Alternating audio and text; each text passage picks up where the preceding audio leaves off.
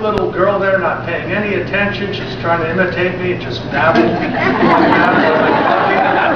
People wonder about what kind of debt she's going to be loaded with. Will she or that young man have the same opportunities that were bequeathed to us from those who fought on the shores of Normandy or subsequently? Because this debt's got to get paid off. And the fact is, and this is what's particularly worrisome, not only is it an enormous, unprecedented amount of debt and expand because to foster this expansion of government, but the Chinese government owns more of our debt than we, the American people, do. That, China, you may not want to say they're our enemies, but they're certainly competitors and opponents, and you don't like to have your opponents have that sort of leverage potentially over us here in our country. Now, my friends, I think that all of us here recognize that America's worth keeping, America's worth saving, and most importantly, using a sports comeback, a sports story for my book, we think it's time for an American comeback. That's right, an American comeback. And what will it be based upon? They'll be based upon foundational principles that have been proven to work throughout our country's history. It has made this country the best place on the face of the earth to live. America, even as bad as we're looking at things up in Washington, America, we all believe, is the best place in God's creation to live.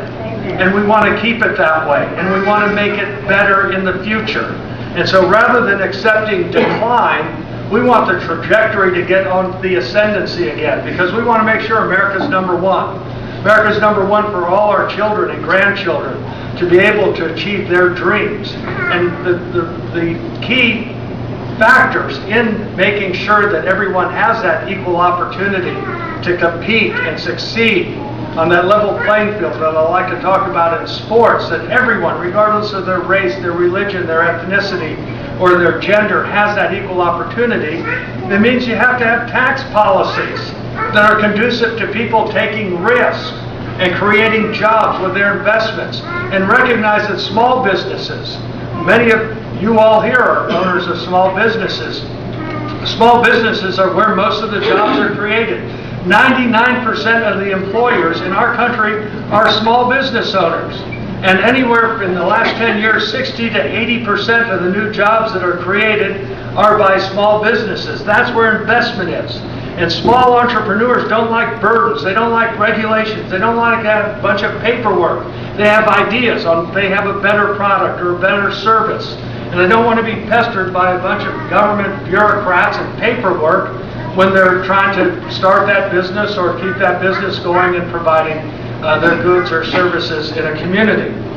So what we need to learn is from the world of sports is that our country, our federal government, ought to be like a good sports team, soberly focused on what its mission is. And the primary mission of our national government, and it's the enumerated responsibility, is national security. That's what the federal government's primary responsibility is, and we need to support the men and women who are serving in our armed forces and their families.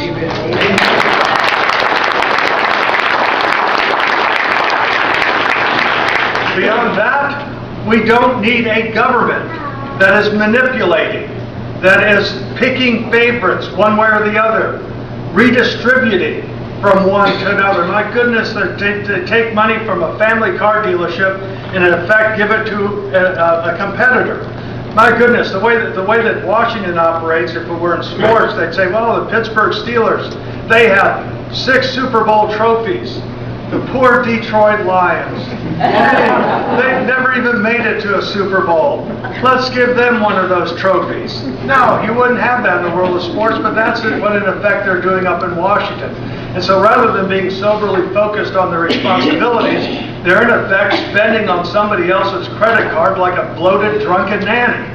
And Ed said, well, yeah, I'm glad you told Ed this. And Ed said, he said, well, I'm glad you said that, not a sailor, because sailors pay for their own liquor.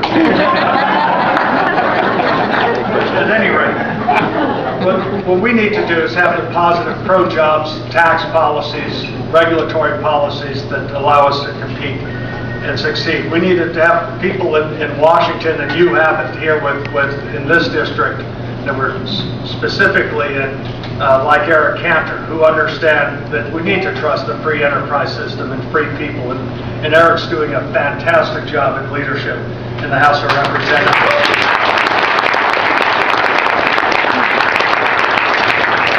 And for those of y'all in Greene County, and Eric I know has a contest, there's going to be a really great opportunity in the 5th District with Robert Hurt to have almost 180-degree change. And you served with Robert Hurt in the General Assembly. And Robert Hurt, if any of you all, I know I'll be with you all at the Greene County Pig Roast that we started when I first ran, but make sure those of y'all here, if you know somebody in the 5th District, make sure they get out and vote.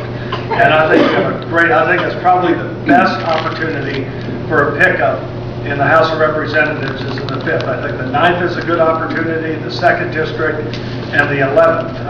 However, you all are closest to the 5th.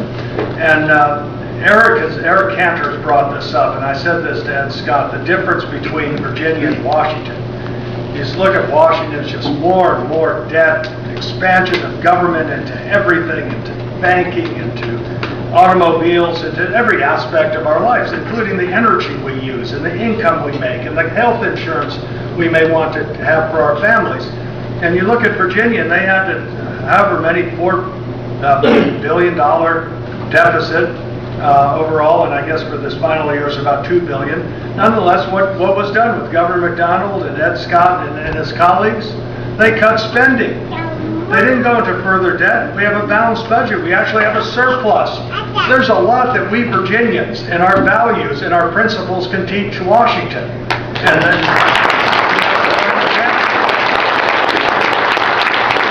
because my hero, Ronald Reagan, once observed that the government's view of the economy could be summed up in a few short phrases. If it moves, tax it.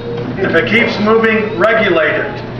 And if it stops moving, subsidize it. Now, the government now has an expanded view of the economy.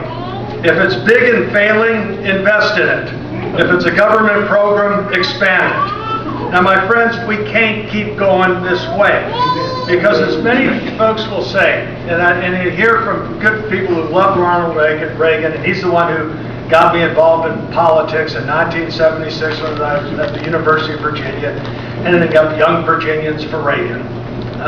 We were the rebels, anti-establishment, still somewhat that way. At any rate, Ronald Reagan, somebody said, well, when Ronald Reagan was running against Jimmy Carter, things were much worse than they are now. When Jimmy Carter was president, interest rates were near 20%. Inflation was double digits. Unemployment was really high. And Ronald Reagan came in, cut taxes, brought faith back in America, and respect